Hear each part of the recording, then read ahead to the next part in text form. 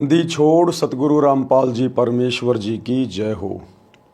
परमपिता परमात्मा सारी सृष्टि के रचनहार, कुल मालिक, असंख्य ब्रह्मांडों के स्वामी, जगत गुरु, तीनों लोकों में प्रवेश करके सबका भरण पोषण करने वाले राजाधिराज, आत्माधार, नाथों के नाथ, देवों के देव महादेव, सर्वेश्वर महेश्वर, मृत्युंजय, अजरो अमर, आदि अनादि सनातनी प्रभु, जगत पिता जगदीश्वर, श्री श्री 1008 की उपाधि के वास्तविक अधिकारी, अकाल मूरत सौद स्वरूपी राम वासुदेव, सर्वगतम ब्रह्म, परम पूज्य, प्रथम पूज्य, परम संत, परम पुरुष, परम धनी, परम दयालु, सत्य कबीर, हक्का कबीर, अल्लाहु कबीर, अल्लाहु अकबर, बाखबर, अल्लाह ताला, जगत के तारणहार, जगत के मुक्तिदाता, जगत के जगन्नाथ, हारे के सहारे, हिंदुओं के राम, मुसलमानों के अल्लाह, सिखों के वाहिगुरु, ईसाइयों के मसीह, दया के सागर दयानिधि, करुणा के सागर करुणानिधि, स्वयंभू परिभू, संकट मोचन, कष्ट हरण, मंगल करण, दुख भंजन, अविगत कबीर, निर्विकार निर्विषम परमात्मा,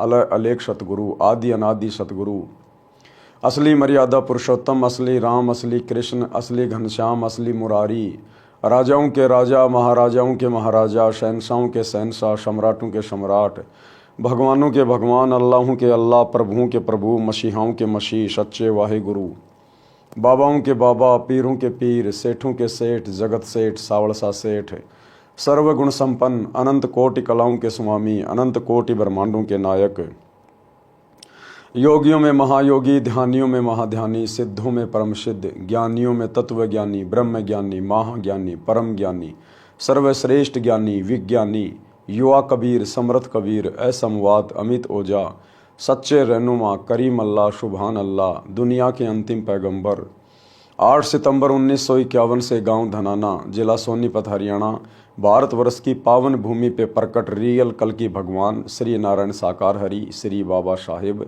नूर अनंत परमात्मा, संत शिरोमणि सतगुरु रामपाल जी परमेश्वर जी के चरण कमल में साध संगति से जुड़े हुए आप और हम सभी सत्सेवक भाई बहनों का अनंत कोटि दंडवत प्रणाम। सत्साई भाई और बहनों, दया परम पिता परमेश्वर जी की, सारी सृष्टि के रचनहार सतगुरु रामपाल जी भगवान की, जिनके शुभ आशीर्वाद से, विशेष आशीर्वाद से, उन्हीं के कर कमल से लिखित पवित्र पुस्तक जीने की राह के ऊपर वीडियो बनाने की श्रृंखला जारी है। इस श्रृंखला में आज हमारा ये 16वें नंबर का वीडियो है। प्रत्येक वीडियो में भक्ति मार्ग से संबंधित बहुत ही अच्छी बातें गुरुदेव के आशीर्वाद से हमें सीखने और समझने को मिल रही हैं। यदि आपने अभी तक इस पुस्तक का पार्ट नंबर 1 नहीं देखा है या पार्ट नंबर 1 से देखना शुरू नहीं किया है तो आपको ज़रूर देखना चाहिए, क्योंकि शुरुआती वीडियो पुस्तक का प्रस्तावना होती है, उसकी भूमिका होती है, और भूमिका को अच्छे से समझे बिना हम आगे का वीडियो नहीं समझ पाएंगे। तो भाई और बहनों, पिछले वीडियो में गुरुदेव भगवान ने हमें कर्मों के लेखे जोखे के बारे में, किस प्रकार हमारा जो परिवार होता है, बेटा बेटी, माता पिता, पत्नी होती है, वो हमारे पिछले जन्म के लेनदार होते हैं, कर्जदार होते हैं, और किस प्रकार से हम अपना अदला बदला एक दूसरे के साथ ऋण संबंधों में जुड़ के, रिश्तों में जुड़ के पूरा करके चले जाते हैं। कोई सुखी करके अपना कर्ज उतारता है तो कोई दुखी करके अपना कर्ज उतारता है। कोई अकाल मृत्यु को प्राप्त होकर पूरे परिवार को निराशा में डूबो जाता है। तो ये सारे हमारे पिछले जन्मों के लेन देन होते हैं। इसलिए परमात्मा कहते हैं, एक लेवा एक देवा दूतम, कोई किसी का पिता नहीं पूतम, ऋण संबंध जुड़ा एक ठाठा, और अंत समय सब बारा बाटा। मरने के बाद में वो बेटा कहीं जाएगा, बेटी कहीं जाएगी, वो बाप कहाँ जाएगा, माँ कहाँ जाएगी, स्वयं कहाँ जाएगा, कोई भरोसा नहीं। इसलिए सतगुरु ने आकर हमें सत भक्ति दी है कि बच्चों, आप ये सत भक्ति करो, मर्यादा में रह के लगे रहो, अपने गुरु पर पूरा विश्वास करो, तुम्हें 84 लाख योनियों में नहीं जाने दिया जाएगा, तुम्हें फिर से संबंधों में, रिश्ते नातों में नहीं बांधा जाएगा। तुम सतगुरु के शब्द स्वरूपी विमान में बैठ के सतलोक जाओगे, जहाँ जाने के बाद में कोई लेना देना नहीं है। वहाँ ना कोई लेवा है, ना कोई देवा है, ना कोई ऋणदाता है, ना कोई कर्जदार है। वहाँ सुख ही सुख है, क्योंकि वो सुख सागर है। वहाँ हर प्रकार से तुम्हें हर प्रकार के सुख भोगने को मिलेंगे। तो भाई और बहनों, ये बातें तो हमें उसी समय समझ में आएंगी और इन बातों पर हम उसी समय अमल करेंगे जब हम गुरुदेव के द्वारा लिखित कोई पुस्तक पढ़ेंगे या उनके यूट्यूब पर जाकर सत्संग सुनना शुरू करेंगे। तो प्रार्थना है, मोबाइल सभी के हाथ में है, सृष्टि रचना सतगुरु रामपाल जी भगवान, इस प्रकार से यूट्यूब पर जाकर सर्च करें और गुरुदेव के सत्संग अति शीघ्र सुनना शुरू करें। तो आज हम वीडियो में आगे से शुरू करते हैं। गुरुदेव हमें क्या समझा रहे हैं। पवित्र पुस्तक जीने की राह, वीडियो नंबर 16, पेज नंबर 121। एक लेवा एक देवा दूतम, यानी परिवार में जो हम जुड़े हुए हैं आपस में, परिवार में बेटा बेटी भी हैं, माता पिता भी हैं, तो कोई तो अपना कर्जा उतारने आ रहा है, कोई अपना कर्जा देने आ रहा है। किस प्रकार से? जिस समय श्री शिव जी ने अपनी पत्नी पार्वती जी को अमरनाथ स्थान पर एक सूखे वृक्ष के नीचे बैठकर नाम दीक्षा अमर मंत्र दिया था, उस वृक्ष की खोगड़ यानी तने में बने बिल में मादा तोते ने अंडे उत्पन्न कर रखे थे। समस्त अंडे तो शिव जी की हाथों से बजाई ताली से बच्चे बनकर उड़ गए। उनमें एक अंडा गंदा यानी अस्वस्थ था, उसका जीव उसके अंदर था, यानी आत्मा उसी से चिपकी हुई थी। जब श्री शिव जी ने श्री पार्वती जी को दीक्षा मंत्र सुनाया तो वह गंदा अंडा स्वस्थ हो गया और तोते का बच्चा बन गया। यानी कबीर परमात्मा ने शंकर जी को अमर मंत्र दिए और शिव जी ने वही मंत्र अपनी पत्नी पार्वती को दिए। वही मंत्र जो हम प्रथम दीक्षा में गुरुदेव से वर्तमान में प्राप्त कर रहे हैं। वर्तमान में तो गुरुदेव हमें भक्ति का कंप्लीट कोर्स दे रहे हैं। प्रथम दीक्षा में 7 मंत्रों की दीक्षा दे रहे हैं, परंतु शंकर जी को केवल बीच बीच के 5 मंत्र सुनाए थे और वही 5 मंत्र शरीर में बने कमलों में जो प्रधान देवी देवता हैं उनके हैं। वो मंत्र जब शिव जी ने बोलकर पार्वती जी को सुनाए तो उन मंत्रों को उस गंदे अंडे वाली जीव आत्मा ने भी सुन लिया और उन मंत्रों का इतना जबरदस्त प्रभाव कि वो गंदा अंडा स्वस्थ हो गया और फूट गया। उसके अंदर वो जीव प्रफुल्लित हो गया, उसका विकास हो गया और तोता बन के उड़ चला। इन मंत्रों की इतनी पावर है। अब आप कहेंगे कि वर्तमान में भी तो हम मंत्र करते हैं, बहुत सारे लोग सुन लेते हैं, जानवर भी सुन रहे हैं, पशु पक्षी भी सुन रहे हैं। भाई और बहनों, हम जिस स्थान पर हैं, इस स्थान में और जिस जगह पर शंकर जी ने पार्वती जी को ये मंत्र सुनाए थे, उस स्थान में बहुत अंतर है। हम आत्माओं में और शंकर जी ने जिस आत्मा को ये मंत्र सुनाया था पार्वती जी को, हमारे में और उनके पाप कर्मों में बहुत ज्यादा अंतर है। जिस प्रकार डॉक्टर एक ही होता है, दवा एक ही होती है, लेकिन जो हल्का फुल्का रोगी है वो 2-4 दिन में स्वस्थ हो जाता है, जो भयंकर रोगी है उसको 2 महीने भी लग जाते हैं। तो ये डिपेंड करता है जीवात्मा के पाप कर्मों के ऊपर, उसकी मन की शुद्धता और उसकी पवित्रता के ऊपर, कि वो कितना जल्दी विश्वास करके इन मंत्रों को अपने ऊपर धारण करता है, इनका सुमरण करता है। उसी हिसाब से ये मंत्र अपना असर करते हैं। तो उन मंत्रों के प्रभाव से वो गंदा अंडा भी स्वस्थ हो गया। जब श्री शिव जी ने श्री पार्वती जी को दीक्षा मंत्र सुनाया तो वह गंदा अंडा स्वस्थ हो गया और तोते का बच्चा बन गया। पंख लग गई, उड़ने योग्य हो गया। पार्वती जी की समाधि लग गई, उसने हाँ हाँ करना बंद कर दिया, तोता हाँ हाँ करने लगा, यानी हुकारे भरने लगा। तो श्री शिव जी ने देखा कि पार्वती की तो समाधि लगी है, सुन बोल कुछ नहीं रही है, हाँ हाँ की आवाज किसकी है। देखा तो पेड़ के तने के बिल यानी खोगड़ में तोता बोल रहा है। श्री शिव जी ने उसे मारना चाहा तो तोता उड़ गया। पीछे पीछे श्री शिव जी सिद्धि से उड़कर मारने चले। ऋषि वेद व्यास जी की पत्नी ने जम्भाई ली यानी मुंह खोला। मुंह खोला तो तोते के शरीर को त्याग कर जीव व्यास की पत्नी के गर्भ में मुख से प्रवेश कर गया, सूक्ष्म रूप बनाकर। श्री शिव जी ने व्यास की पत्नी से कहा कि मेरा ज्ञान चुराकर जीव तोते के शरीर को त्याग कर आपके गर्भ में चला गया है। ये मेरा चोर है, इसे मारूंगा। उसी समय श्री वेद व्यास जी भी आ गए थे, सब बातें सुन रहे थे। व्यास जी ने पूछा, हे भगवान, कौन कैसा चोर?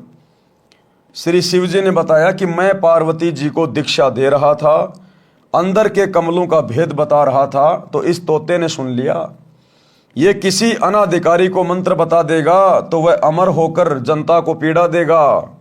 ये अमर हो गया, मैं इस जीव को मारूंगा। व्यास जी बोले, हे शिव जी भगवान, जब ये अमर हो गया तो आप मारोगे कैसे? ये बात सुनकर श्री शंकर जी पार्वती के पास वापस लौट गए।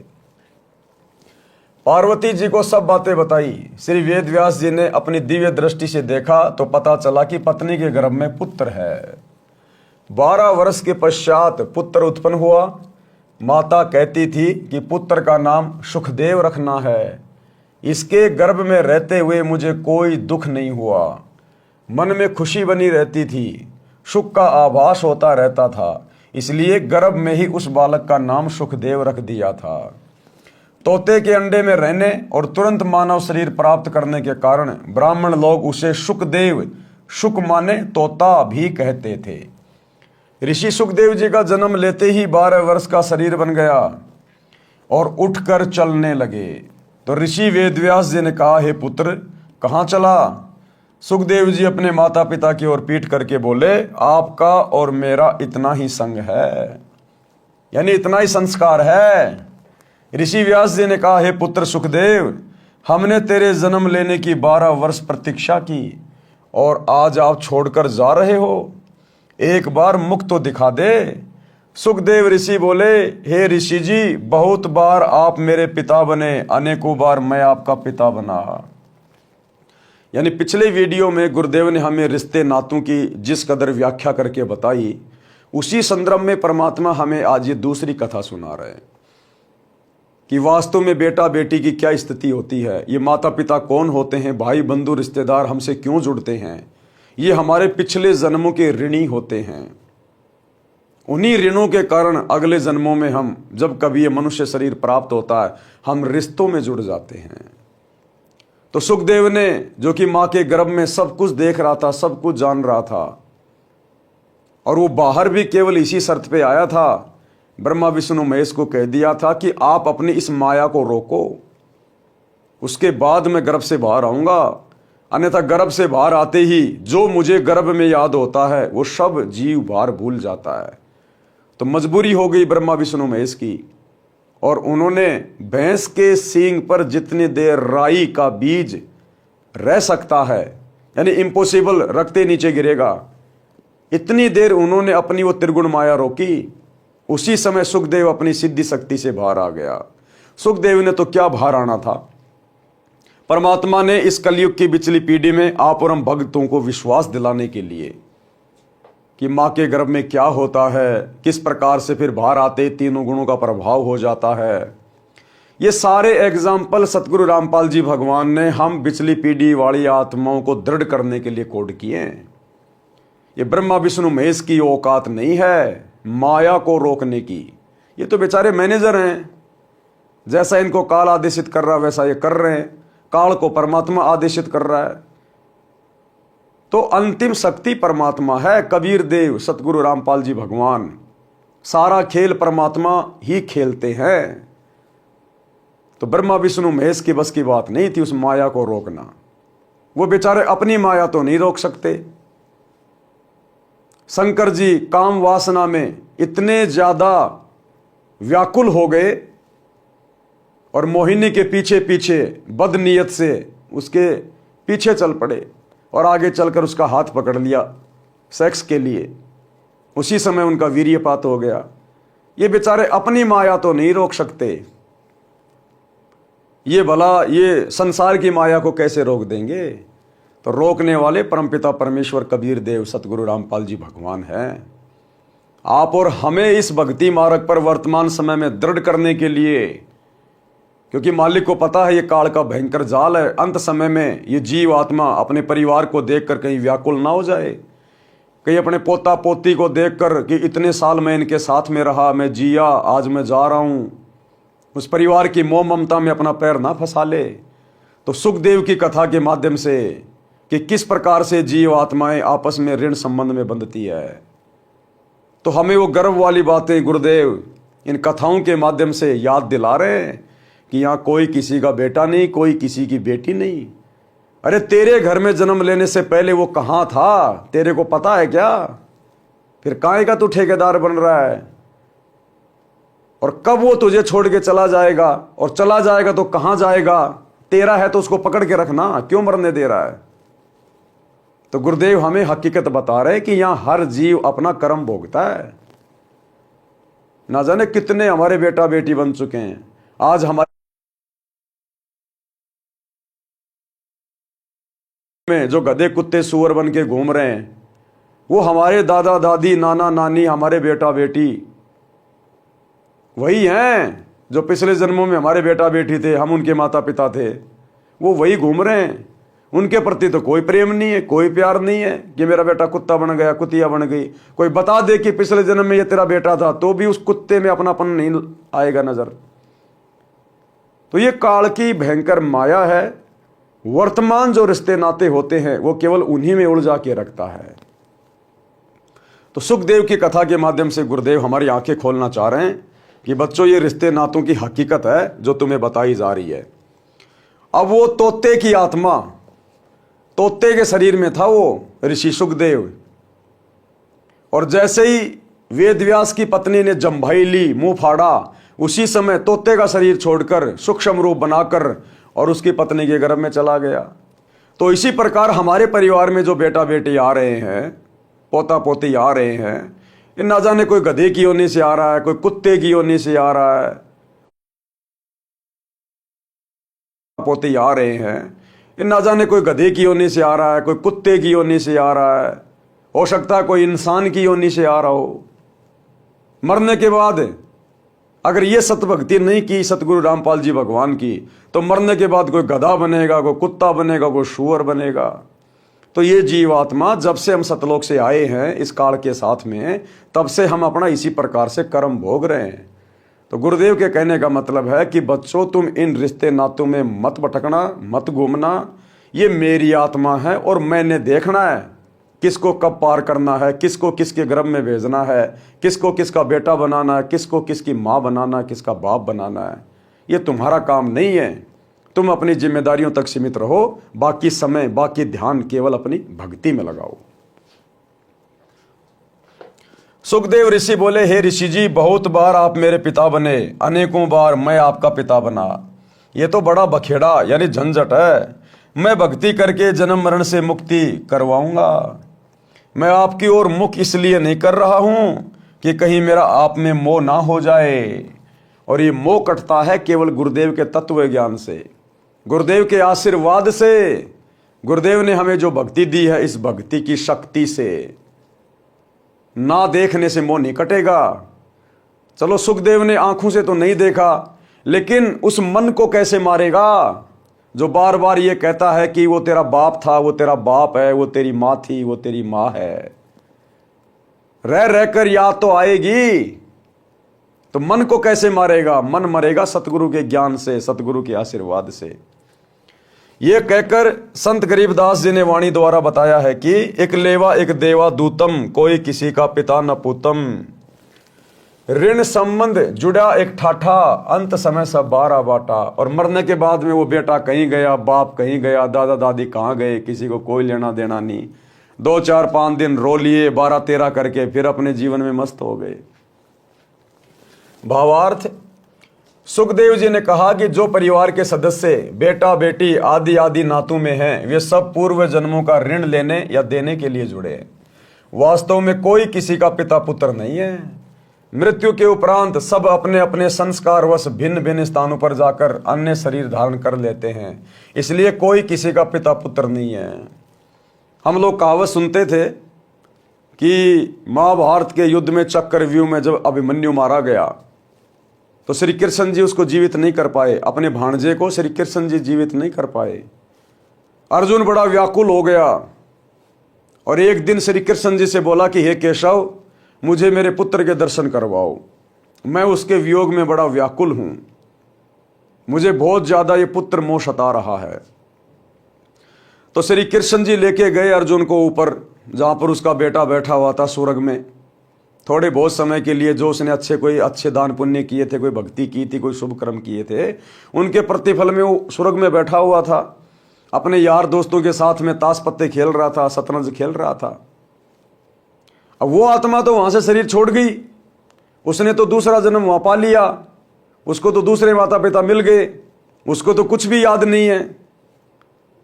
अब श्री कृष्ण जी जब अर्जुन को लेकर गए, अब वहां जाते ही अर्जुन तो अपने बेटे को पहचान गया, गले लग गया, हाय मेरा बेटा, हाय मेरा अभिमन्यु, तू कैसा है बेटा, मैं तेरे वियोग में व्याकुल हो रहा हूं, क्या तुझे मेरी याद नहीं आती? वो अभिमन्यु उसके मुंह की ओर देख रहा है और बोला, भाई साहब कौन हो आप, क्यों जबरदस्ती मेरे सिर पड़ रहे हो, कौन किसका बेटा? बोला, ना जाने तू कितनी बार मेरा बाप बन लिया, मैं कितनी बार तेरा बाप बन लिया, ये वहां का रिश्ता वहीं तक सीमित था, मुझे तो याद भी नहीं है तो कौन अर्जुन है, मैं कैसे मरा था, कैसे क्या हो गया। तब अर्जुन को जाके थोड़ी बहुत सांत्वना हुई, लेकिन तत्व ज्ञान के बिना तो वो बातें रह रह के फिर भी आदमी को कसोटती रहती हैं। संस्कारवश भिन्न भिन्न स्थानों पर जाकर अन्य शरीर धारण कर लेते हैं, इसलिए कोई किसी का पिता पुत्र नहीं है। पाठकों ने उत्तर किसान के पुत्रों वाली कथा में पढ़ा है कि बड़े भाई ने छोटे मौसी के पुत्र को 8 एकड़ जमीन के लालच में मरवाया, तो वही जीव उसका पुत्र बनकर अपना ऋण लेने जन्मा और अपना हिसाब चूकता करके मर गया। इसलिए कहा है कि एक लेवा यानी ऋण लेने वाला और एक देवा यानी ऋण चुकाने वाला, दूतम कोई कहूं का पिता नहीं पूतम। ऋण संबंध जुड़ा एक ठाठा यानी परिवार रूप में ठाठ से रहते दिखाई देते हैं और अचानक मृत्यु हो जाती है, अंत समय में 12 बाटा यानी मृत्यु के पश्चात कोई कहीं और जन्म लेगा, यानी 12 बाट, 12 रास्तों पर चले जाएंगे, अलग अलग रास्तों पर चले जाएंगे। इतनी वार्ता पिता से करके सुखदेव आकाश में उड़कर अन्य स्थान पर चला गया। प्रिय पाठकों, इसलिए भक्ति करो और जीव का कल्याण करवाओ, केवल परिवार से चिपक कर अपना जीवन नष्ट ना करो। परमात्मा की भक्ति से ऋण भी सफलता से उतर जाएगा। बड़ी आसानी से परमात्मा हमारे संस्कारों को चेंज कर देते हैं, काट देते हैं। देखो भाई और बहनों, जैसे हम सतगुरु रामपाल जी भगवान की शरण में आए, क्योंकि कर्मों को मिटाने की और लिखने की लेखनी केवल सृष्टि में इन्हीं के हाथ में है, तो जैसे ही हम सतगुरुदेव भगवान की शरण में आ जाते हैं और दृढ़ता के साथ भक्ति पे लग जाते हैं, क्योंकि सतगुरु अंतर्यामी, इनसे छुपा हुआ कुछ भी नहीं है कि किस आत्मा में किस कदर भक्ति की चाहत है।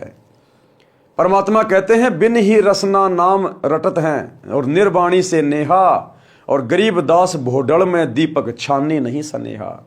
भोडल यानी मोमजामा, जो ट्रांसपेरेंट जो होता है ना, ये मोमजामा थैली वगैरह होती है, पन्नी होती है जिसमें आर पार दिखाई देता है। कहते हैं अगर वो दीपक के ऊपर लगा दी जाए या किसी बल्ब के ऊपर लगा दी जाए तो उस दीपक का जो प्रकाश है वो छुप नहीं सकता। इसी प्रकार सतगुरु रामपाल जी भगवान, ये परमेश्वर, कौन आत्मा क्या है, किस कदर भक्ति कर रही है, मोक्ष की अधिकारी है या नहीं है, कब तक भक्ति करेगा, कब भक्ति छोड़ के जाएगा, परमात्मा से कुछ भी छुपा हुआ नहीं है। उसी आधार से गुरुदेव भगवान हमें राहत देते हैं। तो मालिक को पता है इन सब बातों का, इसलिए गुरुदेव भगवान हमें कह रहे हैं कि बच्चों भक्ति पे ध्यान दो, इन रिश्ते नातों के चक्करों में ना पड़ो। जैसे ही हम गुरुदेव से दीक्षा लेते हैं, परमात्मा हमारा भक्ति भाव देखकर हमारे पिछले सारे संस्कारों को काट देता है और आगे से हमें ज्ञान ऐसा दे देगा, हम नया संस्कार जोड़ेंगे नहीं। अब हम अपने बच्चों की शादी करेंगे तो रमेणी से करेंगे, अपने भगत भाइयों में करेंगे, 1 रुपए का लेन देन नहीं करेंगे, सोना चांदी परंपरा रिवाज, घोड़े बैंड बाजे डीजे बाराती कुछ नहीं करेंगे। सिंपल कपड़े में हमारी बेटी हमारी बहन जाएगी या दूसरे के घर से आएगी, एक चम्मच भी लेके नहीं आएगी, 2 जोड़ी कपड़े अपने ले आएगी पहनने वाले, नहीं तो उनकी भी आवश्यकता नहीं है। तो हमारा कोई ऋण संबंध चढ़ेगा ही नहीं, कोई बढ़ेगा ही नहीं। हमारा ऋण तो उस समय बढ़ेगा जब हम अपनी बेटी को, अपनी बहन को घर से विदा करते समय दुनिया भर का सोना चांदी दे देंगे, महंगे महंगे उसको कपड़े लाके दे देंगे, शादी का जोड़ा लाके देंगे, हैं, दुनिया भर का दहेज दे देंगे, दामाद को घड़ी लाके देंगे, सोने की चैन, सोने की अंगूठी लाके देंगे, मोटरसाइकिल देंगे, बड़ी बड़ी गाड़ी देंगे, तो हमारा ऋण संबंध फिर से जुड़ जाएगा, हम फिर से लेन देन के चक्कर में पड़ जाएंगे। तो वो काम अब गुरुदेव से ये ज्ञान लेने के बाद हम करेंगे नहीं, तो हमारे आगे फिर ऋण संबंध बनेंगे नहीं। ऋण संबंध नहीं बनेंगे तो हम काल की तरफ से मुक्त हो जाएंगे, और मुक्त हो गए तो हमारा मोक्ष हो जाएगा, और पिछले संस्कार गुरुदेव हमारे भस्म कर देगा। लेखनी इनके हाथ में है। तो इस प्रकार से भाइयों और बहनों हमारा यहां से पीछा छूटेगा। इसलिए गुरुदेव का यही प्रयास है कि हम किसी भी प्रकार के ऋण संबंधों में ना बंधे, ना जुड़ें, फालतू में किसी के साथ लेन देन ना करें, किसी की चोरी ठगी ना करें, रिश्वत ना लें, किसी की औरत पर या किसी के धन पर गंदी नीयत ना रखें, अन्यथा फिर से हमारे संस्कार जुड़ने शुरू हो जाएंगे। तो क्या कह रहे हैं गुरुदेव? इसलिए भक्ति करो और जीव का कल्याण करवाओ, केवल परिवार से चिपक कर अपना जीवन नष्ट ना करो। परमात्मा की भक्ति से ऋण भी सफलता से उतर जाएगा। कथनी और करनी में अंतर घातक है, ये बहुत इंपॉर्टेंट बात है। करनी तज कथनी कथय, अज्ञानी दिन रात, कुत्ते जो भोगत फिरे, सुनी सुनाई बात है।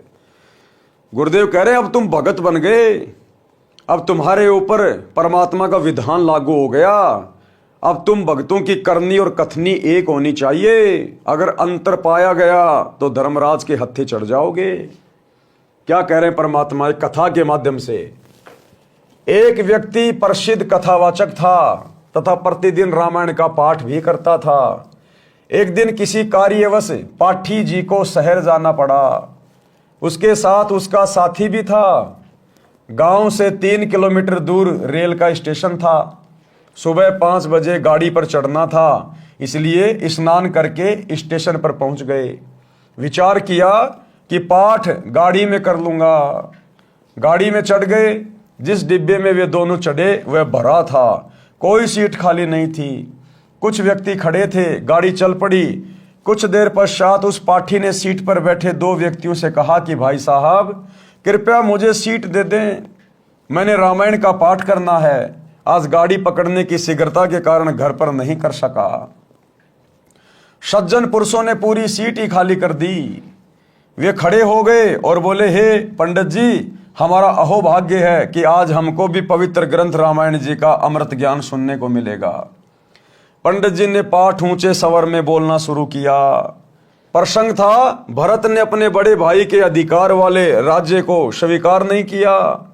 जब तक श्री रामचंद्र जी वनवास पूर्ण करके नहीं आए, तब तक राजगद्दी पर अपने भाई रामचंद्र की जूती रखी और स्वयं पृथ्वी पर बैठा और नौकर बनकर राज का संभाला।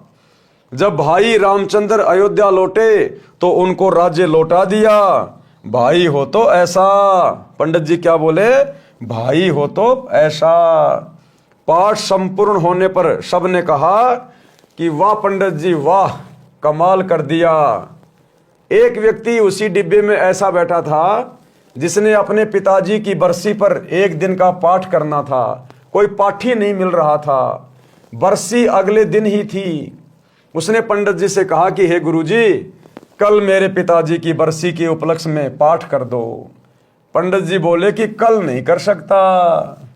सब उपस्थित यात्रियों ने कहा कि पंडित जी, आपका तो कार्य यही है, इस बेचारे के लिए मुसीबत बनी है, परंतु पाठी साफ मना कर रहा था।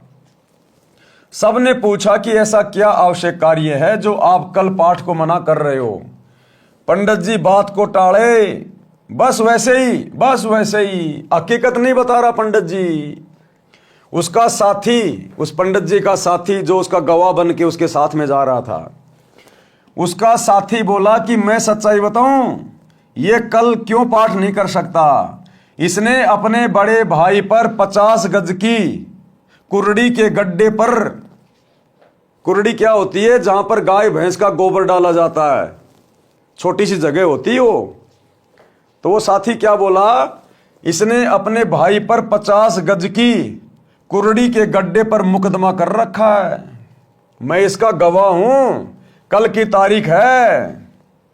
अब बताओ, वो कथा तो सुना रहा है भरत और रामचंद्र की कि भाई हो तो ऐसा, राज्य भी त्याग दिया, नौकर बन के राज्य किया भगत ने, भाई हो तो ऐसा, और खुद ने अपने भाई के ऊपर मुकदमा कर रखा है।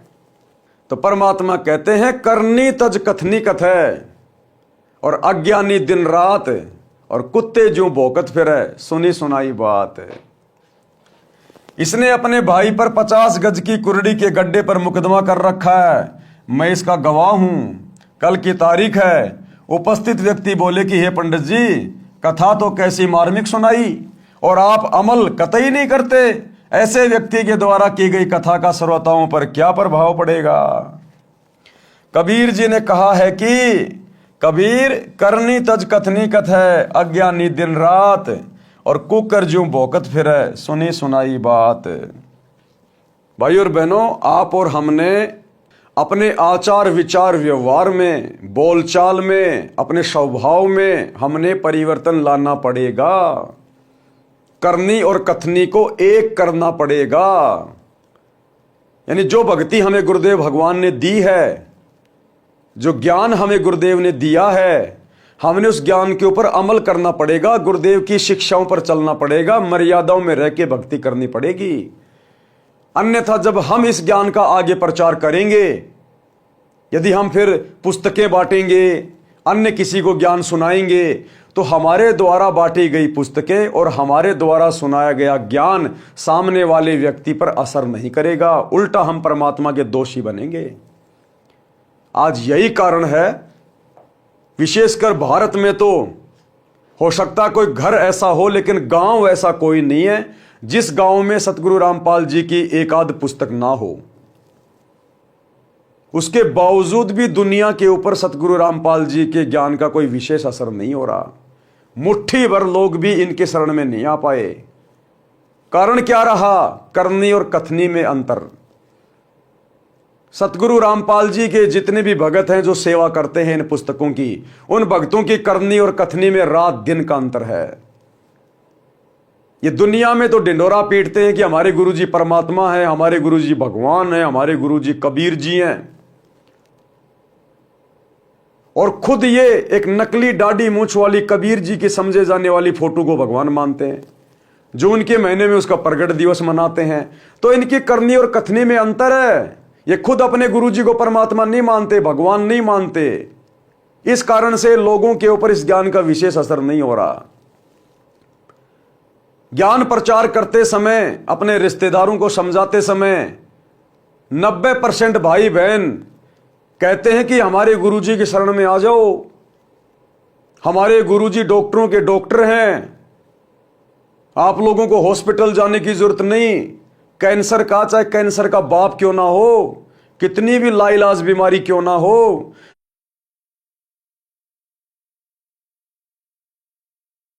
परमात्मा नहीं मानते, भगवान नहीं मानते।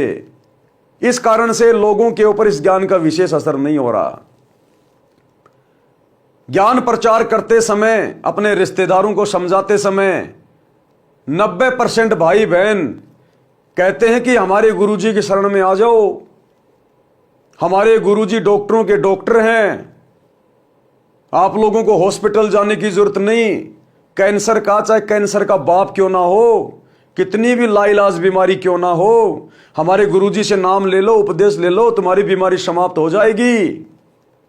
तो दुनिया में तो ये लोग दावा करते हैं कि हमारे गुरुजी के शरण में आने से बीमारी ठीक हो जाएगी, और खुद ये इन सतलोक आश्रमों में हॉस्पिटल बना रहे हैं।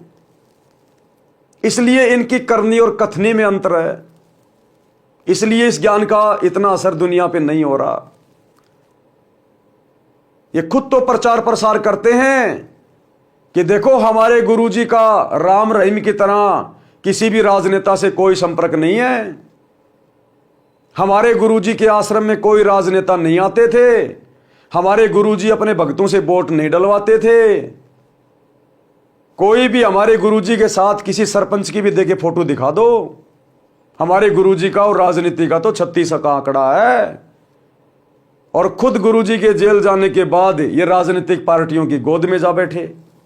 2019 में कांग्रेस का सपोर्ट कर दिया, 2024 में बीजेपी का सपोर्ट कर दिया, नरेंद्र मोदी की रैलियों में धक्के खा रहे हैं। तो इनकी करनी और कथनी में अंतर है।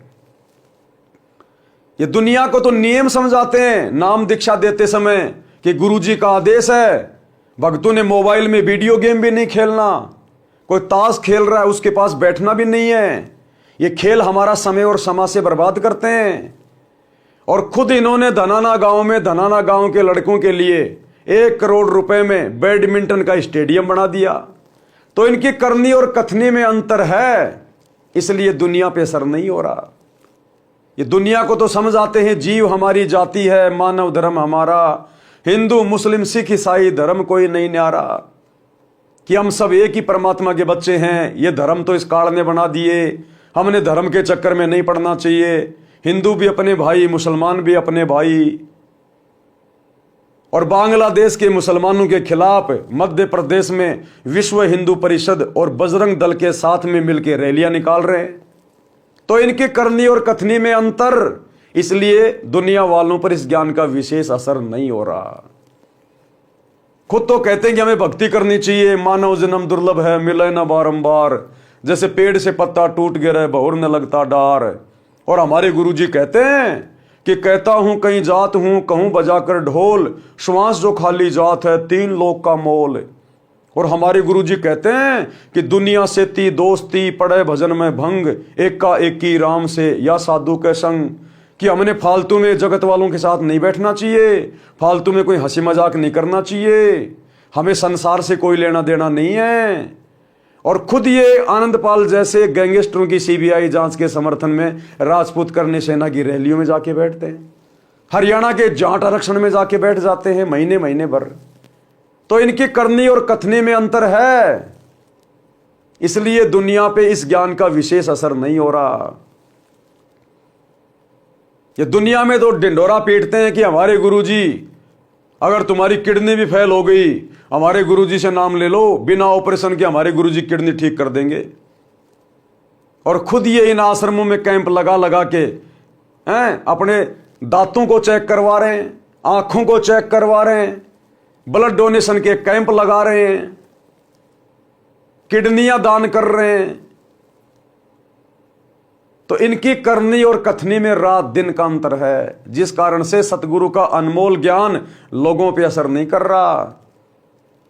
क्योंकि ये पुस्तकें बांटते समय ऐसे लोगों का हाथ लग जाता है, ये लोग माध्यम बन गए, निमित्त बन गए। तो निमित्त करता यदि मर्यादा में नहीं है, गुरु के वचन में नहीं है, गुरु को परमात्मा नहीं मानता है, गुरु की शिक्षाओं पे अमल नहीं कर रहा है, तो उस भगत के द्वारा बांटी गई पुस्तकें भी सामने वाले पर पूरा असर नहीं करेंगी। इसलिए भाई और बहनों, परमात्मा कह रहे हैं कि भक्ति मार्ग में आने के बाद बच्चों तुम्हारी करनी और कथनी एक हो जानी चाहिए, तब कहीं जाकर तुम्हारा भी आत्म कल्याण होगा और तुम्हारे शब्दों का किसी दूसरे के ऊपर असर पड़ेगा। गरीबदास जी ने भी कहा है, गरीब बीजक की बाता कहें बीजक नाई हाथ। शब्दार्थ, जो व्यक्ति कहते हैं ज्ञान की बातें, औरों को शिक्षा देते हैं कि किसी का बुरा मत करो, परंतु स्वयं गलती करते हैं, वे आध्यात्मिक गुरु उस कुत्ते के समान हैं जो व्यर्थ में भोगता रहता है। उसी प्रकार ये धर्मगुरु एक दूसरे से कथा सुनकर शिष्यों को सुनाते रहते हैं, स्वयं अमल नहीं करते। वाणी नंबर 2, वे अज्ञानी धर्मगुरु तत्व ज्ञान कहकर कोरे अज्ञान का प्रचार करते हैं, क्योंकि उनको तत्व ज्ञान का पता नहीं है। वे झूठे व्यक्ति पृथ्वी पर मानव के अनमोल जीवन का नाश करने के लिए जन्मे होते हैं।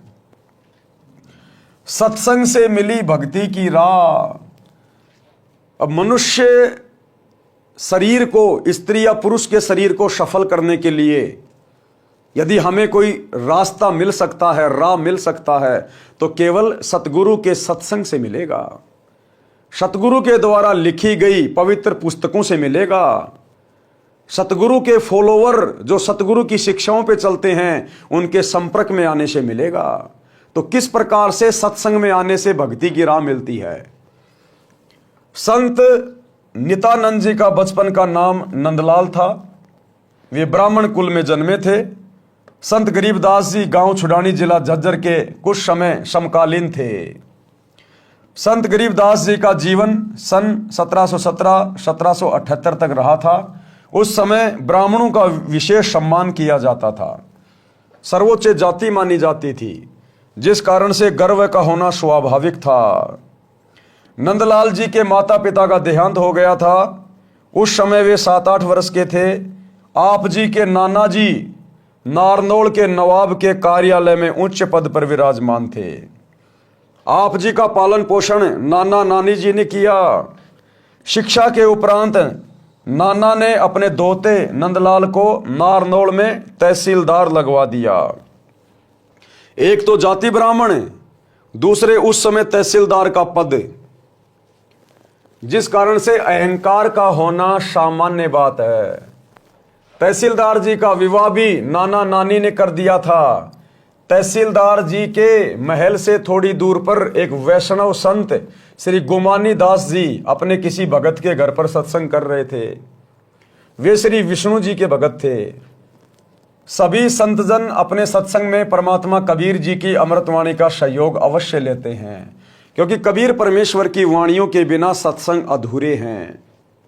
सत्संग में बताया गया कि मानव जीवन किस लिए प्राप्त होता है, परंतु सत्संग न सुनने के कारण सांसारिक उठापटक में अपना अनमोल मानव जीवन नष्ट कर जाता है। अज्ञान के कारण जीव धन पद तथा जाति का अभिमान करता है। भक्ति न करने वाला प्राणी अगले जन्म में गधे, कुत्ते, बैल आदि पशु पक्षियों के शरीर में कष्ट उठाता है। इसलिए अभिमान त्याग कर पूर्ण संत से, पूर्ण संत कौन? सतगुरु रामपाल जी परमेश्वर। एक समय में पृथ्वी पर एक ही पूर्ण संत होता है। इसलिए अभिमान त्याग कर पूर्ण संत से दीक्षा लेकर अपना कल्याण करवाना चाहिए, अन्यथा पर्वत से भारी कष्ट भोगना पड़ेगा। सत्संग की आवाज सुनकर तहसीलदार मकान की छत पर कुर्सी लेकर बैठ गया। पूरा सत्संग सुना। दीक्षा लेने की प्रबल प्रेरणा बन गई, परंतु जाति और पद का अहंकार परेशान कर रहा था कि मैं जाति से ब्राह्मण, पोस्ट मेरी तहसीलदार की, और यदि मैं नाम दीक्षा लेने जाऊंगा तो दुनिया क्या कहेगी। इस कारण से वो विचार करने लगा, ब्राह्मणों की कितनी इज्जत है, फिर मैं तहसीलदार हूं, सत्संग में सामान्य लोग जाते हैं, मुझे शर्म लगेगी, कैसे जाऊंगा आश्रम में। स्वामी गुमानी दास जी का आश्रम नारनौल शहर से लगभग 1.5 किलोमीटर दूर पर था। अंत में एक दिन निर्णय लिया कि सुबह वक्त से आश्रम में पहुंच जाऊंगा, यानी सुबह जल्दी चला जाऊंगा। अन्य व्यक्ति जाएंगे, तब तक तो दीक्षा लेकर लौट आऊंगा। सत्संग करके संत जी आश्रम में चले गए। सुबह उठकर कुछ देर सैर करते थे। एक दिन नंदलाल जी घोड़े पर बैठकर सुबह आश्रम की ओर जा रहे थे। गुमानी दास जी सैर के लिए उसी रास्ते पर जा रहे थे। उधर से जो संत थे गुमानी दास जी सुबह सुबह अपने आश्रम से थोड़ा घूमने के लिए उसी रास्ते में टहल रहे थे, जा रहे थे। संत जी ने सिर के बाल कटा रखे थे, उस तरह फिरा रखा था, सिर पर कोई वस्त्र नहीं था। नंदलाल जी ब्राह्मण होने के नाते शोण कशोण पर विश्वास करते थे। किसी अच्छे कार्य के लिए जाते और आगे से कचकोल काटे, यानी सिर पर उस तरह फिराए कोई आ जाता तो अपना जाना रद्द कर देते थे। शोण कशोण माना करते थे कि ये शुभ है, ये अशुभ है। आश्रम में दीक्षा लेने जा रहे थे। जिंदगी का सर्वोत्तम दिन था। आगे से सिर पर उस तरह फिराए एक व्यक्ति मिल गया। अब नंदलाल जी को पता नहीं कि ये वो संत है गुमानी दास जी जिससे मैं दीक्षा लेने जा रहा हूं। तो नंदलाल जी ने सोचा कि ये नालायक आदमी सुबह सुबह कहां टकरा गया। मैं तो नाम दीक्षा लेने जा रहा था शुभ कार्य के लिए, और ये नालायक कहां आ गया सामने। नंदलाल जी का माथा ठनका और गुस्सा आया। विचार किया कि आज दीक्षा का अवसर नहीं छोड़ना है, परंतु अपने शोण कशोण को भी निष्क्रिय करना था। इसलिए अपने आप समाधान निकाल लिया कि इस मनहूस के सिर में टोला यानी हाथ की एक उंगली का उल्टा भाग यूं मारना, टोला मार देता हूं। हम बचपन में बहुत मारा करते थे। बचपन में जब माता पिता हमारे पूरे बाल उतरवा दिया करते थे, उस तरह फिरवा दिया करते थे, तो हम एक दूसरे के यूं मारा करते थे, उंगली की यूं। उसको कहते थे टोला मारना। उसमें आवाज आती थी अच्छी सी और उसको दर्द भी अच्छा होता था, तो हम फिर उसके यूं मारा करते थे टोला। तो नंदलाल जी ने सोचा मैं इसके सिर में एक जो है टोला मार देता हूं तो मेरा काम शुभ हो जाएगा, कसौण समाप्त हो जाएगा। इसी उद्देश्य से घोड़ा उस व्यक्ति संत गुमानी दास जी के पास जाकर रोका और कहा कि हे कमबख्त, तूने आज ही सिर मुंडवा कर मेरे सामने आना था। आज मैं अपनी जिंदगी के सबसे उत्तम कार्य के लिए आश्रम में जा रहा था। यह कहकर गुमानी दास जी के सिर पर टोले मारे और घोड़ा आश्रम की ओर चला दिया।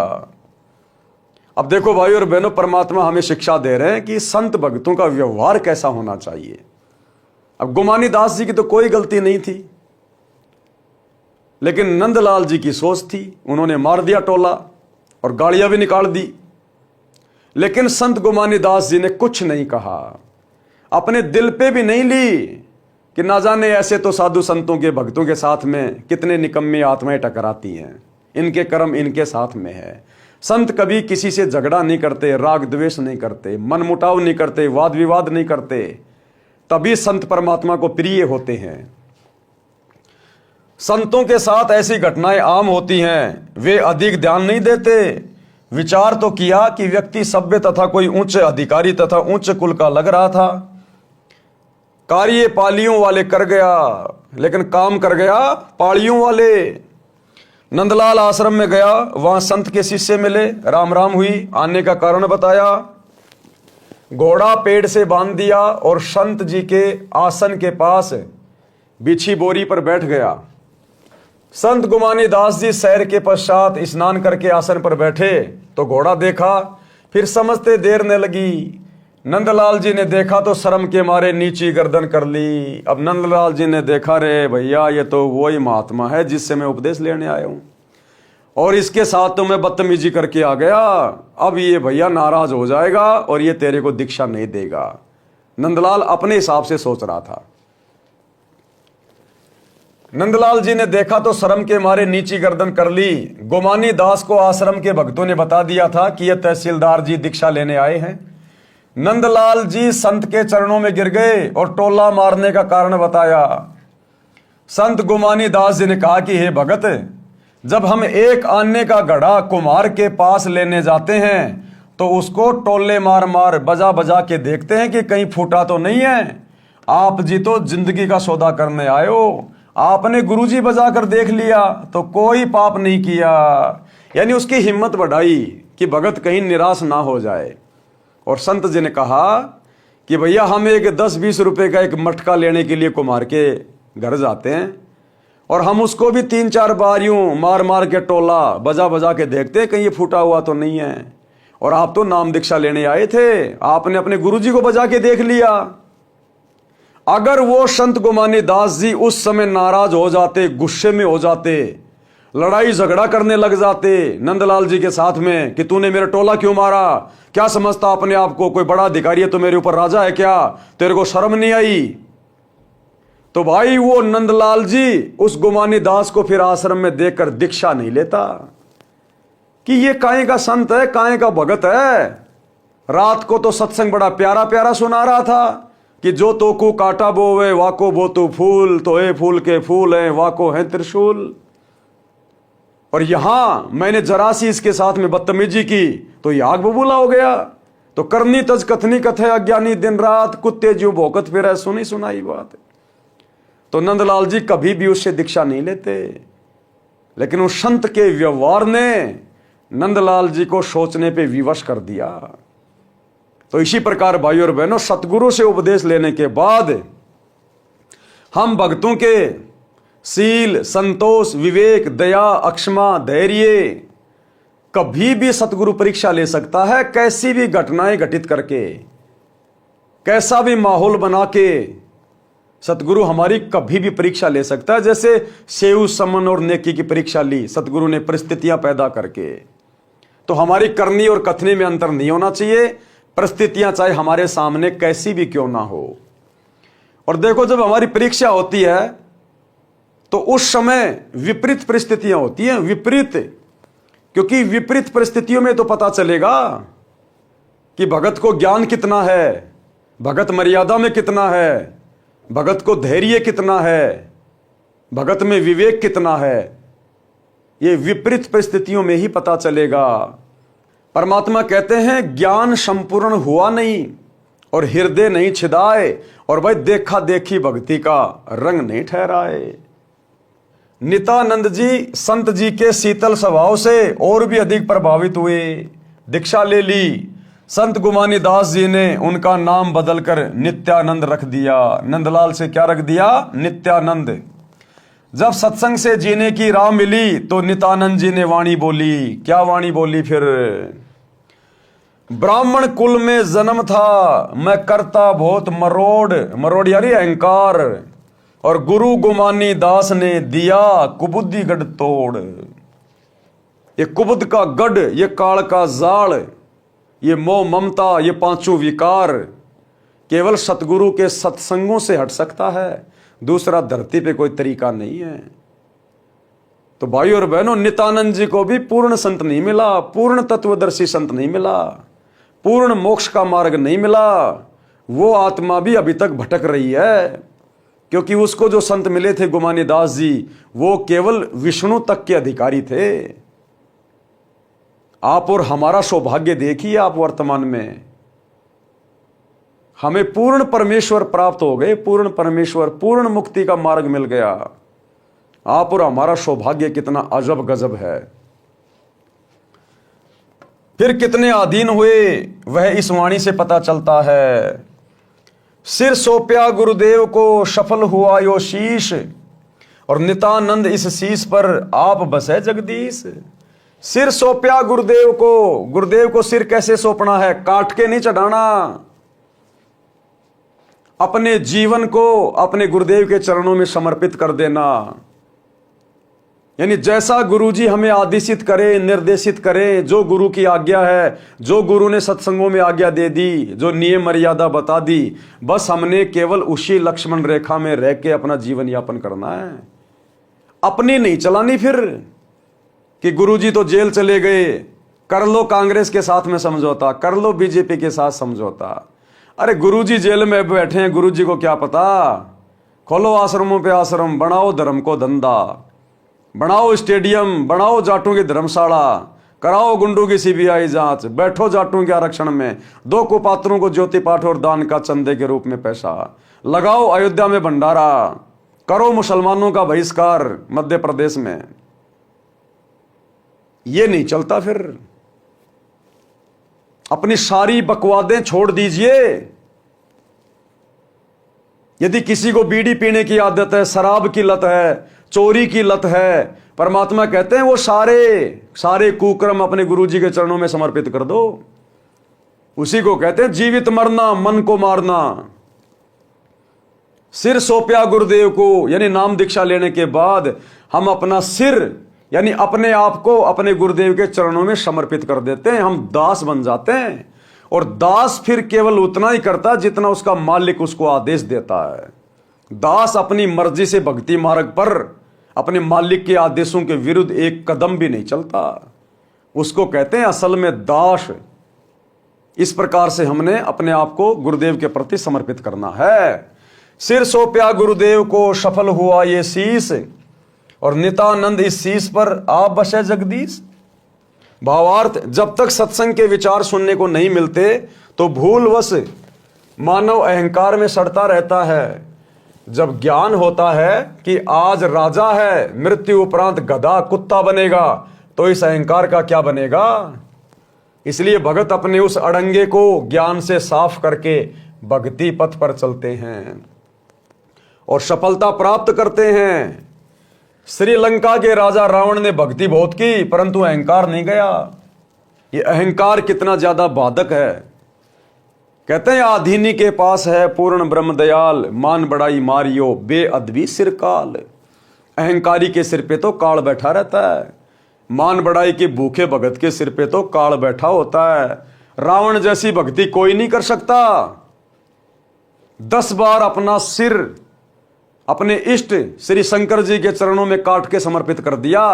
आज कोई अपनी उंगली तो काट के समर्पित करके दिखाओ। ये शिवरात्रि के दिन सुबह 4 बजे उठ के लेके गाजर और बेर पहुंच जाते हैं, मार के सुट्टा भांग का। एक उंगली तो समर्पित करके दिखाओ। लेकिन उस रावण ने अहंकार नहीं त्यागा, इसलिए गधे और कुत्ते की योनियों में गया और दुर्गति से मौत हुई कुत्ते वाली। श्रीलंका के राजा रावण ने भक्ति बहुत की, परंतु अहंकार नहीं गया, जिस कारण से विनाश को प्राप्त हुआ। रावण भी ब्राह्मण था, ब्राह्मण यानी ज्ञानी। ब्राह्मण कोई जाति नहीं है, ना ही त्रेता युग में कोई जातियां थी। ब्राह्मण का मतलब होता है ज्ञानी, जिसने ब्रह्म को पहचान लिया। ब्राह्मण सोई जो ब्रह्म पहचाना है। इसलिए ज्ञानी और पंडित को ब्राह्मण कहा जाता है। विद्वान, ब्राह्मण यानी विद्वान। लेकिन अहंकार ले डूबा उसको। आप और हमें शिक्षा दे रहे हैं गुरुदेव इन कथाओं के माध्यम से। वो रावण तो मरमरा लिया, जहां भी पड़ा है वहीं पड़ा है।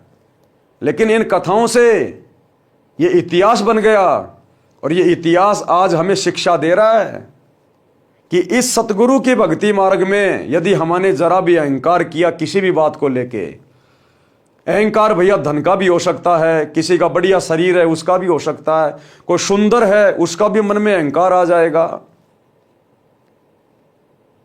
अहंकार अपनी भक्ति का भी हो सकता है। बहुत सारे भगत कहते हैं मेरे को तो सारनाम मिल गया, मैं सारनामी हूं।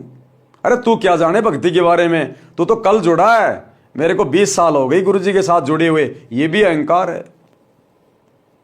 तो अहंकार किसी भी चीज का हो सकता है, और जरा भी अहंकार आ गया परमात्मा उसी समय आपसे दूर हट जाएगा। फिर क्या फायदा भक्ति करने का। नित्यानंद जी ब्राह्मण थे, सत्संग सुनकर निर्मल हो गए। रावण को सत्संग सुनने को नहीं मिला, जिस कारण से जीवन व्यर्थ कर गया और अमिट कलंक भी लग गया। नित्यानंद जी ने कहा कि मेरा जन्म ब्राह्मण कुल में होने के कारण, जाति अभिमान के कारण पूर्ण मरोड़ यानी अहंकार करता था। जब गुरुजी गोमानी दास जी के सत्संग वचन सुने तो जाति का अहंकार रूपी कुबुद्धि का गढ़ समाप्त हो गया, जीवन सफल हुआ।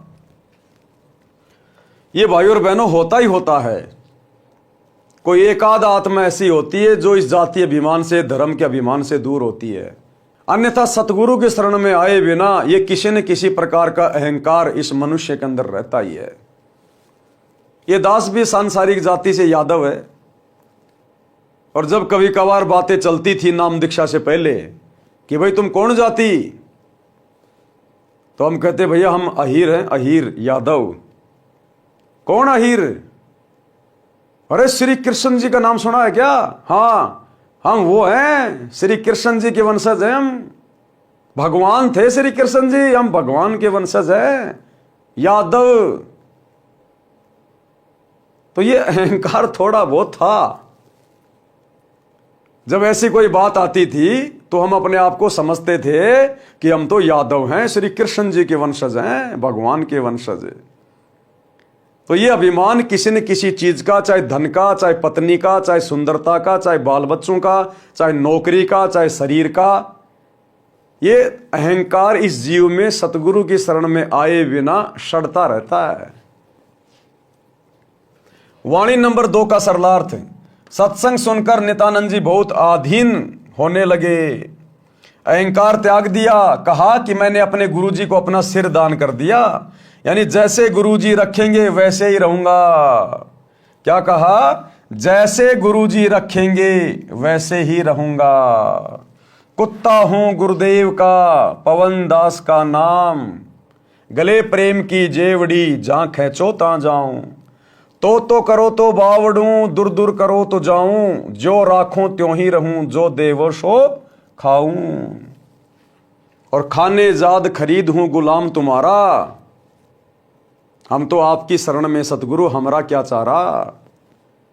तो दीक्षा के बाद फिर हमने अपने गुरुदेव के प्रति पूर्णतया समर्पित हो जाना चाहिए कि जैसा गुरुजी आदेशित करेंगे, निर्देशित करेंगे, बस उतना ही कार्य करूंगा, इससे ज्यादा नहीं। यानी जैसे गुरुजी रखेंगे, सुख में, दुख में, अमीरी में, गरीबी में, जिन भी हालातों में रखेंगे वैसे ही रहूंगा। मेरा सिर सफल हो गया, अन्यथा किसी रोग के कारण जीवन चला जाता। अब मेरे सिर पर परमात्मा का निवास है। किसका? सतगुरु का, परमात्मा का। मेरी रक्षा परमात्मा करता है, मुझे कोई चिंता नहीं। सिर पर साईं सत्य है, तो को क्या भय रे। लेकिन ये साई, ये सतगुरु उसी के शीश पर बैठता है। शीश पर बैठने का मतलब ये नहीं कि गुरुजी आके बैठ जाएंगे तुम्हारे सिर पे, नहीं। यानी गुरुजी का आशीर्वाद सदा उस भगत के शीश पे रहता है। गुरुजी की पल पल नजर उस मर्यादित भगत पे रहती है। जो बच्चा गऊ की नजर में यूं साईं को संत, और भक्तों के पीछे फिरे वो भगत वत्सल भगवंत। नित्यानंद जी का शब्द, भाई और बात तेरे काम न आवे, संतों शरण लाग रे। के सोवे गफलत में बंदे, जाग जाग नर जाग रे। जाग जाग नर जाग रे। और बात तेरे काम न आवे, संतों शरण लाग रे। कि ये मनुष्य शरीर केवल परमात्मा प्राप्ति के लिए मिला है, ये बकवाद करने के लिए नहीं मिला। इसलिए कहते हैं केवल भक्ति कर, सतगुरु की शरण में आ जा, अपने आत्म कल्याण की सोच, और ये संसार की कोई भी बात तेरा उद्धार नहीं करेगी, तेरे काम की नहीं है। ये विषय विकार करना ये तेरे काम की नहीं है। गंदी राजनीति में पैर फंसाना तेरे काम की नहीं है। और बात तेरा काम ना आवे, यानी इस सत भक्ति के अलावा और जितने भी ये जो कर्म हैं ये तेरे किसी काम के नहीं है। केवल नेक नीति ईमानदारी से अपना काम धंधा कर, परिवार का पालन पोषण कर, और ज्यादा से ज्यादा समय अपने सतगुरु की भक्ति को दे।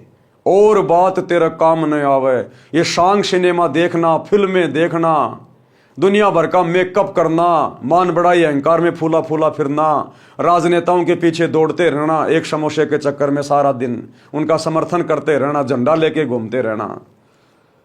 कहते हैं अब ये दुनिया भर की बकवादें फिर भगत के कोई मतलब की नहीं रह जाती। उसने अपने आत्म कल्याण की दिशा में आगे बढ़ना चाहिए, मर्यादा में रह के।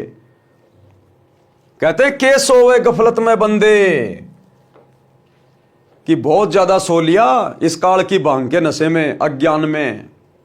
अब जाग जा, जाग जाग नर जाग रे। यानी सतगुरु के सत्संग सुनकर जाग जा, काल के षड्यंत्र को पहचान ले, सचेत हो जा, अब गफलत में मत जीना आगे। और बात तेरे काम न आवे, संतों शरण लाग रे। के सोवे गफलत में बंदे, जाग जाग नर जाग रे। जाग जाग नर जाग रे। तन सराय में जीव मुसाफिर, करता रहे दिमाग रे। रात बसेरा कर ले डेरा, चले सवेरा त्याग रे। चले सवेरा त्याग रे। और बात तेरे काम न आवे, संतों शरण लाग रे। के सोवे गफलत में बंदे, जाग जाग नर जाग रे। जाग जाग नर जाग रे। क्या समझा रहे हैं गुरुदेव? तन सराय में जीव मुसाफिर, तन यानी शरीर, सराय यानी धर्मशाला, और जीव मुसाफिर यानी ये जीव आत्मा एक यात्री है। जिस प्रकार आदमी रात्रि बिताने के लिए किसी होटल में, किसी सराय में, किसी धर्मशाला में ठहर जाता है, और सुबह आंख खुलते ही उस धर्मशाला को छोड़ के आगे निकल लेता है, इसी प्रकार इस मनुष्य शरीर में जो हमारी आत्मा है वो मुसाफिर है, और इस सराय रूपी शरीर में, धर्मशाला रूपी शरीर में अपनी आत्मा के कल्याण के लिए यहां पर आई हुई है। ये हमारा जो एक पूरा जीवन है, ये एक सौपन है। हम केवल भक्ति के लिए यहां पर आए हुए हैं। तन सराय में जीव मुसाफिर, करता रहे दिमाग रे। ये जीव आत्मा काल प्रेरणा से ये तरह तरह की बातें सोचती रहती है, तरह तरह का अपना दिमाग लगाती रहती है फालतू का, कि 2 के 4 कैसे बनाए जाएं, ज्यादा से ज्यादा धन कमा के बड़ा घर कैसे बनाया जाए, राजनीति में पैर कैसे फंसाया जाए, दुनिया में नाम कैसे कमाया जाए। तो कहते हैं तन सराय में जीव मुसाफिर और करता रहे दिमाग रे। सारा दिन यही सोचता रहता है, भक्ति निकट भी नहीं है। और कहते भी रात बसेरा कर ले डेरा, चले सवेरा त्याग रे। ये पूरा जीवन हमारा एक रात्रि है, एक रात्रि। जैसे कोई यात्री रात्रि भर होटल में रहता है, सुबह छोड़ के निकल देता है, इसी प्रकार हमारा जितना भी जीवन है, किसी का 60 साल का, किसी का 50 साल का, किसी का 100 साल का, ये केवल एक रात्रि जैसा है। और ये जीव आत्मा इस शरीर में केवल एक यात्री के रूप में है। और जिस दिन ये शरीर छूटेगा, ये जीव आत्मा इस शरीर को छोड़ के निकल जाएगी, फिर कुछ भी याद नहीं लगेगा। तो इस शरीर में रहते सहते हमने भक्ति धन जोड़ना है, भक्ति करनी है परमात्मा की। रात बसेरा कर ले डेरा, चले सवेरा त्याग रे। और बात तेरे काम न आवे, संतों शरण लाग रे। यानी इस मनुष्य शरीर को प्राप्त करने का एक ही टारगेट है, सच्चे सतगुरु की शरण में आकर सत भक्ति करके मर्यादा में रह के अपनी आत्मा का कल्याण करवाना। अन्यथा जिस दिन ये शरीर छूटेगा, ये जीव मुसाफिर यहां से निकल जाएगा, धर्मराज के हत्थे चढ़ेगा। वो फिर आगे कभी बंदर बनाएगा, कहीं गधा बनाएगा, कहीं कुत्ता बनाएगा, नरक में ठोकेगा। उमदा चोला बनया अनमोला, लगे दाग पे दाग रे। उमदा चोला बनया अनमोला, लगे दाग पे दाग रे। 2 दिन की गुजरान जगत में, जले बिरानी आग रे, जले बिरानी आग रे। और बात तेरे काम न आवे, संतों शरण लाग रे। के सोवे गफलत में बंदे, जाग जाग नर जाग रे, जाग जाग नर जाग रे। उमदा चोला बने अनमोला, ये मानव शरीर बहुत बेशकीमती है, बहुत अनमोल है ये। और तू इसके ऊपर अज्ञानता में संतों की संगति के बिना दाग पे दाग लगा रहा है।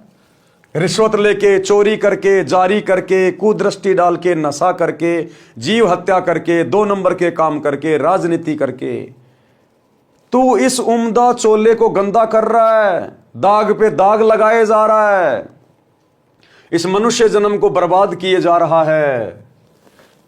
उम्दा चोला बने अनमोला, लगे दाग पे दाग रे। 2 दिन की गुजरान जगत में, ये तेरे 2 दिन का जीवन है संसार में। क्यों जले बिरानी आग रे, क्यों दुनियादारी में पड़ रहा है फालतू में, क्यों बिरानी आग में जाके पांव फंसा रहा है, क्यों फालतू की राजनीति जाके कर रहा है। ये बिरानी आग में पड़ना है, राजनीति में जाना, दुनिया वालों के साथ में फालतू की यारी दोस्ती रिश्तेदारी निभाना, किसी का बिचौला बनना, किसी का गवाह बनना, ये बिरानी आग में जलना है। यानी सतगुरु की भक्ति के अलावा जितने भी कुकर्ते हैं, ये सारे बिरानी आग में जलने के बराबर हैं, बिरानी आग में जलने के बराबर। तो परमात्मा कहते हैं तेरा 2 दिन का जीवन है संसार में। यानी जिस दिन ये शरीर छूटेगा, उस दिन फिर हमें क्या मिला, क्या हाथ लगा हमारे। जो कर्म हमने कर लिए बिरानी आग में जल के, दाग पे दाग लगा के, फिर तो वो भोगने शेष रहेंगे। कुबद का चढ़ी चढ़ रही चित पे, तू हुआ मनुष्य से नाग रे। कुबद का चढ़ी चढ़ रही चित पे, तू हुआ मनुष्य से नाग रे। सूझे नहीं सजन सुख सागर, बिना प्रेम बैराग रे, बिना प्रेम बैराग रे। और बात तेरे काम न आवे, संतों शरण लाग रे। के सोवे गफलत में बंदे, जाग जाग नर जाग रे, जाग जाग नर जाग रे। कि भाई नींद से जाग जा, परमात्मा को पहचान ले। काल ने तुझे अज्ञान की भांग पिला रखी है, कुछ चेत जाग। कहते कुबद कां चढ़ी चढ़ रही चित पर, तू हुआ मनुष्य से नाग रे। ये कुबद कां चढ़ी है, ये बिरानी आग में जलना, लोगों के साथ में लड़ाई झगड़ा करना, गुस्सा करना, छोटी छोटी बातों पे लड़ मरना, मुकदमे कर देना, रिश्वत ले लेना, भ्रष्टाचारी करना, मिलावट करना, बेवजह किसी को दुखी करना, परेशान करना। ये कुबद कां चढ़ी चढ़ रही चित पर, तू हुआ मनुष्य नागरे। तू इंसान से सरप बन गया, सरप। बेवजह लोगों को दुखी करता है, परेशान करता है, 2 नंबर के काम करता है, परिवार को भी तू मुसीबत में डाल रहा है। तो कहते हैं कुबद कां चढ़ी चढ़ रही चित पे, तू हुआ मनुष्य नागरे। यानी जो काम था करने का इस मनुष्य शरीर से, वो तूने किया नहीं, और दुनिया भर के उल्टे कर्मों में लग गया। इंसान से तू सांप बन गया, सांप। किसी को भी डसते हुए देर नहीं लगाता, जहां दाव लग जाए वहीं ठग लो, वहीं लूट लो। सूझे नहीं सजन सुख सागर, उस परमपिता परमेश्वर का सुख सागर तुझे दिखाई नहीं दे रहा, तुझे सूझ नहीं रहा। बिना सतगुरु की शरण के अंधा होके बैठा है, बिना प्रेम बैराग रे। सतगुरु से उपदेश लेकर सतगुरु में जब तुम अपना वो प्रेम बढ़ाओगे, जब तुम्हारा वैराग्य बनेगा अपने सतगुरु के प्रति, उसके बिना तुम इसी प्रकार से धक्के खाते रहोगे या भटकते रहोगे, ये मनुष्य जीवन बर्बाद करते रहोगे। भाई हरि सुमरे सो हंस कहावे, काम करो दी कागरे। हर सुमरे सो हंस कहावे, काम करो दी कागरे। भवरन भर में विष के बण में, चल बेगमपुर बाग रे, चल बेगमपुर बाग रे। और बात तेरे काम न आवे, संतों शरण लाग रे। के सोवे गफलत में बंदे, जाग जाग नर जाग रे, जाग जाग नर जाग रे। हरि सुमरे सो हंस कहावे।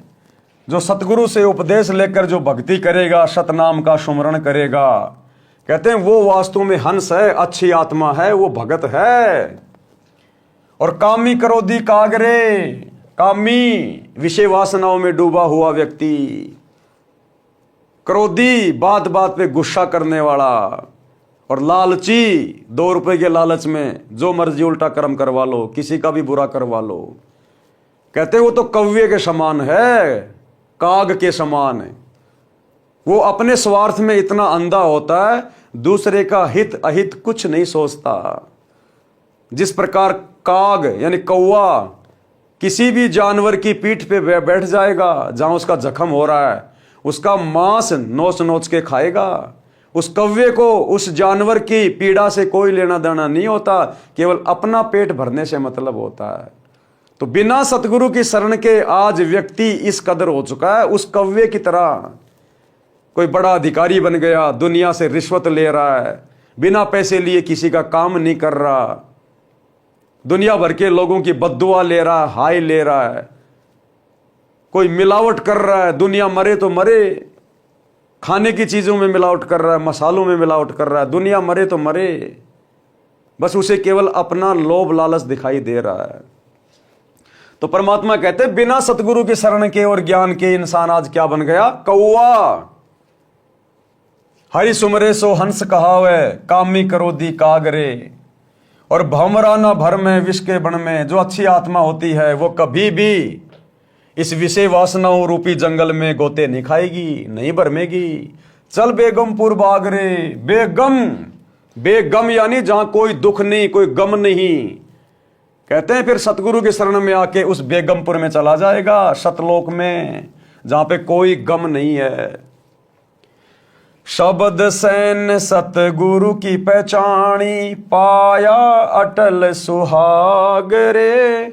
शब्द सैन सतगुरु की पहचानी, पाया अटल सुहाग रे। नितानंद महबूब गुमानी, परगट पूर्ण भाग रे, परगट पूर्ण भाग रे। और बात तेरे काम न आवे, संतों शरण लाग रे। के सोवे गफलत में बंदे, जाग जाग नर जाग रे, जाग जाग नर जाग रे। शब्द सैन सतगुरु की पहचानी, यानी सतगुरु से सत्संग सुन के हमें वो पॉइंट याद आ गए, ध्यान में आ गए।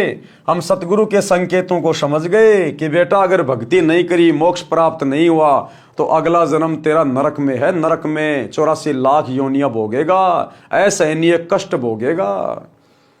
तो कहते हैं जो अच्छी आत्मा होती है वो अपने सतगुरु के संकेतों को समझ जाती है कि सतगुरु क्यों आया है, सतगुरु कौन होता है, सतगुरु हमसे क्यों भक्ति करवा रहे हैं, मनुष्य जन्म का टारगेट क्या है। तो कहते हैं शब्द सैन सतगुरु की पहचानी, तो पाया अटल सुहाग रे। तब कहीं जाकर वो परमात्मा मिलेगा, यानी सतलोक में स्थान मिलेगा। और नितानंद महबूब गुमानी, अपने गुरुदेव की वो प्रशंसा कर रहे हैं कि प्रगटे पूर्ण भाग रे, कि मुझ नितानंद का कोई पूर्ण भाग था जो मेरे गुरुदेव भगवान प्रकट हुए। तो भाई और बहनों, आज हमें पता चल रहा है गुरुदेव के तत्व ज्ञान से कि नितानंद के पूर्ण भाग नहीं थे।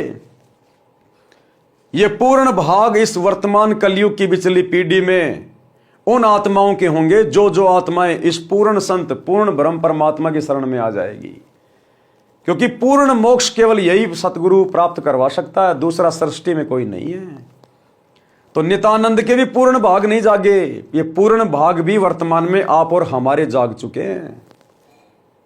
नितानंद महबूब गुमानी, प्रगटे पूर्ण भाग रे। एक छोटा सा सत्संग विशेष संदेश इसार जेल से आया हुआ। गुरुदेव बता रहे हैं कि तुम्हारा गुरु कौन है, हल्के में मत जियो। गुरुदेव कह रहे हैं उत्तर दक्षिण पूर्व पश्चिम क्यों फिरदा दाने दाने नु, सर्व कला सतगुरु साहिब की हरि आए हरियाणे नु। कि भाई वो परमात्मा गरीबदास जी के समय आया था और भाई आज तुम्हारे सामने प्रत्यक्ष प्रकट है, पहचाने जाए तो पहचान लो कि वो परमात्मा गरीबदास जी के समय आए थे। तो गरीबदास जी के समय कौन आए थे, कौन मिले थे गरीबदास जी को? जिंदा बाबा। कौन जिंदा बाबा? कबीर जी। और गुरुदेव कह रहे हैं कि वो परमात्मा गरीबदास जी के समय आए थे और भाई आज प्रत्यक्ष प्रकट है तुम्हारे सामने, पहचाना जाए तो पहचान लो। तो आज हम भक्तों के सामने प्रत्यक्ष कौन प्रकट है? हमारे गुरुदेव। तो कौन है हमारे गुरुदेव? स्वयं कबीर परमात्मा, जिंदा बाबा। ये छोटा सा सत्संग अगर आंख खुली होगी तो समझ जाओगे, आंख बंद है तो जिंदगी में नहीं समझ पाओगे। सुनिए।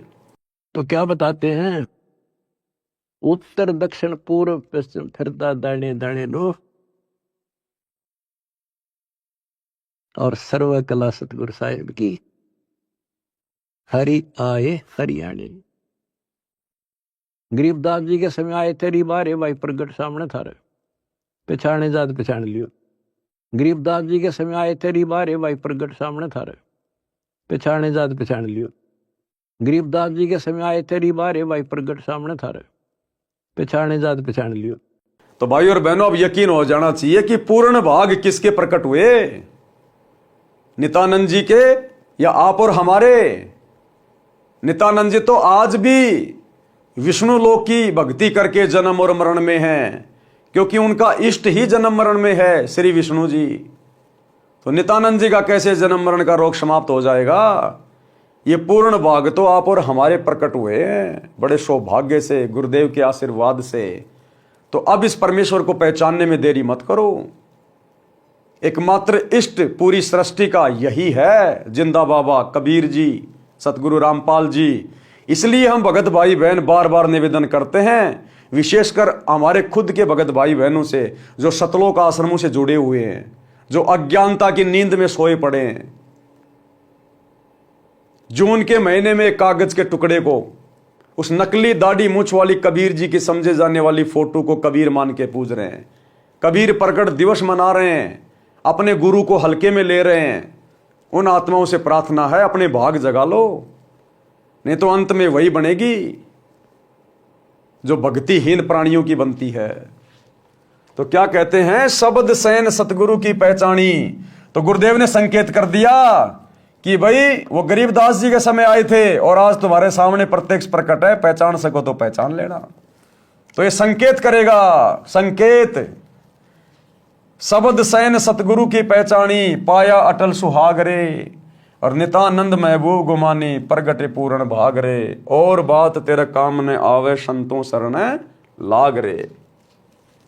वास्तव में यह ऊपर लिखा शब्द कबीर साहिब जी का है, फिर भी हमने ज्ञान प्राप्त करना है। शब्दार्थ, अब गुरुदेव ने इन वाणियों का क्या अर्थ किया है। हे मानव, स्त्री पुरुष परमात्मा की चर्चा व भक्ति के अतिरिक्त अन्य कोई बात यानी चर्चा तेरे काम की नहीं है।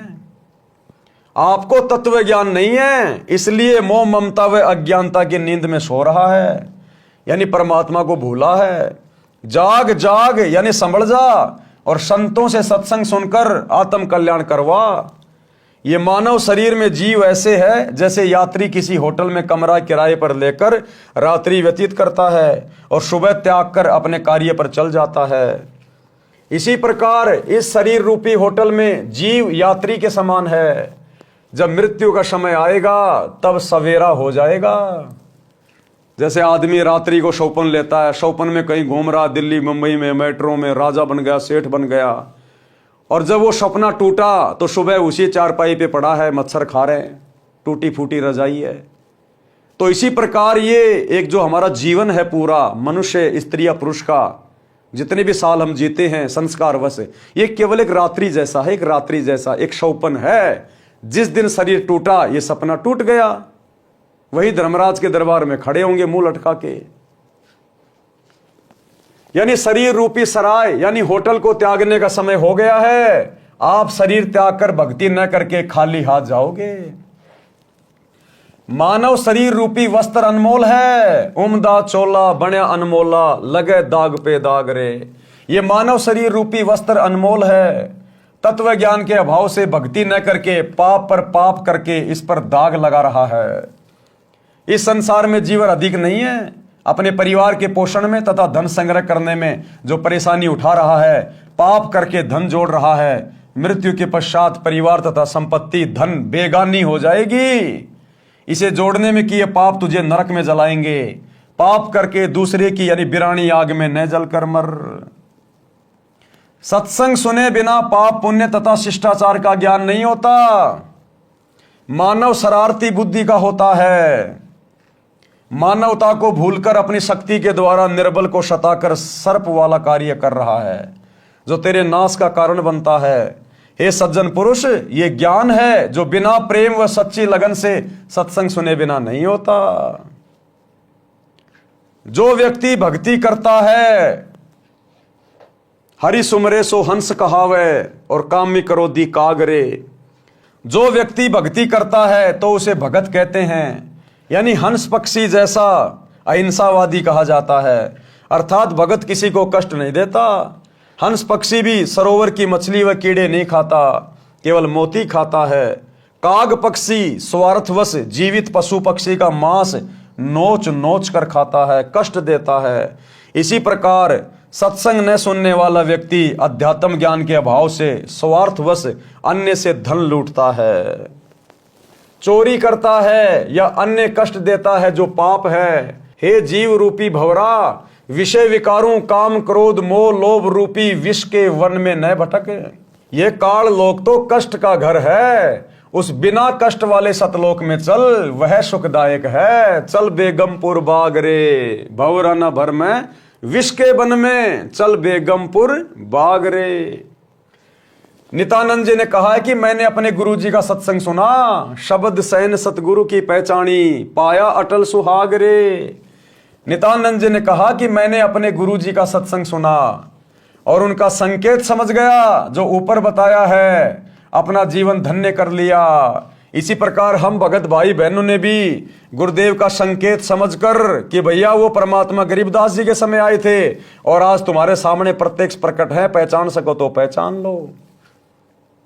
नित्यानंद जी ने कहा कि मैंने अपने गुरुजी का सत्संग सुना और उनका संकेत समझ गया जो ऊपर बताया है, अपना जीवन धन्य कर लिया। मुझे मेरे प्यारे महबूब गुरु गोमानी दास जी मिले, ये मेरा कोई पूर्व जन्म का सौभाग्य था।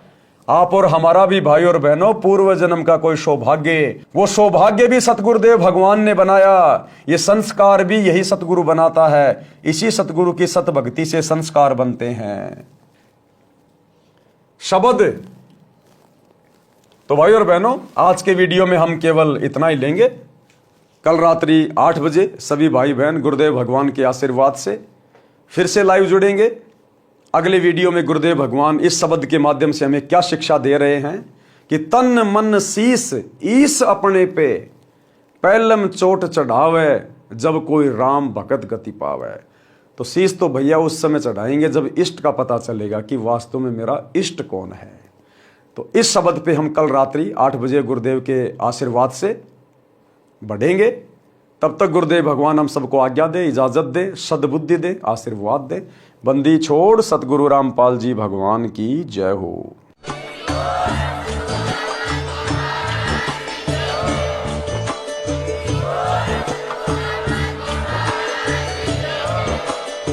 भाई जो गुरु बचन पे डट के, कट गे फंद 84 के, कट गे फंद 84 के, कट गे फंद 84 के। भाई जो गुरु बचन पे डट के, कट गे फंद